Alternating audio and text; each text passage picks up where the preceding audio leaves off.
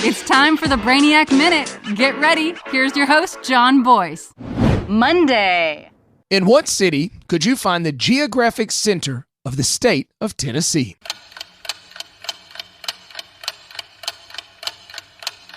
Murfreesboro. The geographic center of Tennessee is located on Old Las Casas Pike, naturally a half mile from the campus of Middle Tennessee State University. There you will find a 20-foot rock statue on the exact spot that marks the center.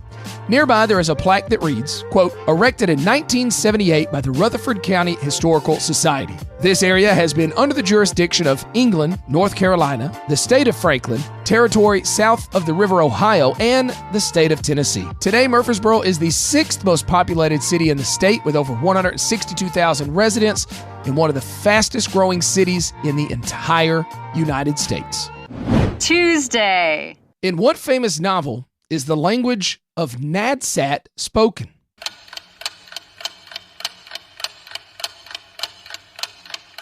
A Clockwork Orange. A Clockwork Orange is a dystopian, satirical black comedy novella by English writer Anthony Burgess, published in 1962. It is set in a near-future society that has a youth subculture of extreme violence. The teenage protagonist, Alex, narrates his violent exploits and his experiences with state authorities intent on reforming him. The book is partially written in a Russian-influenced argot called Nadsat, which takes its name from the Russian suffix that is equivalent to teen in English. Most of us, including myself, know it from the 1971 Stanley Kubrick movie, which was very controversial. Nevertheless, it is now preserved in the National Film Registry for being culturally, historically, or aesthetically significant.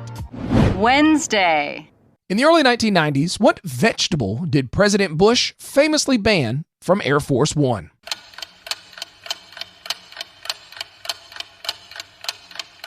Broccoli. George H.W. Bush served as the 41st president of the United States from 1989 to 1993. During his presidency, he frequently mentioned his distaste for broccoli. Here's a short clip from a press conference. My family is divided. I do not like broccoli. And I haven't liked it since I was a little kid. And my mother made me eat it. And I'm president of the United States. And I'm not going to eat any more broccoli. Now, for the broccoli vote out there, Barbara loves broccoli. In response, the broccoli growers of California, who produced over 90% of America's broccoli at the time, pledged to send several trucks of the vegetable to the White House, a pledge that they kept. Thursday. Whose face appears on the $1,000 bill?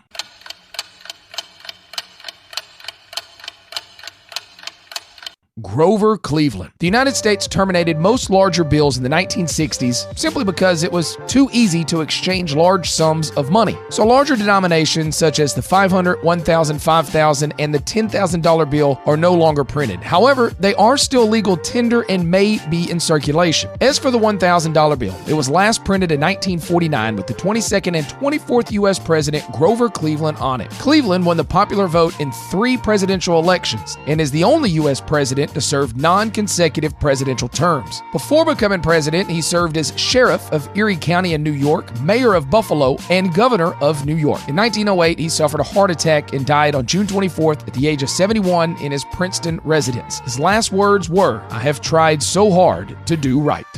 Friday. What pizza chain has used the slogan, "Better ingredients, better pizza"?